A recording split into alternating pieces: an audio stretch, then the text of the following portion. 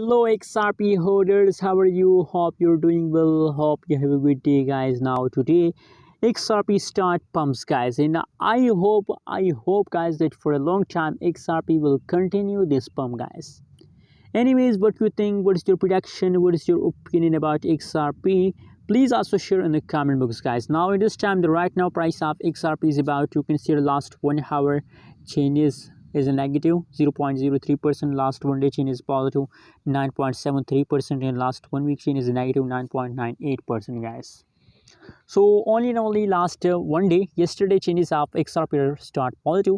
So guys, you know what, as I predicted XRP yesterday, that higher possibility that it's the last of September XRP price will pump, guys. And so now it is the last of September, and you can see here XRP is in the pumping mood, guys. And I believe, guys, I'm sure about that for a long time XRP will continue this pump, guys. Anyways, what you think? What is your prediction? What is your opinion about XRP? Please also share in the comment box, and don't forget to subscribe channel.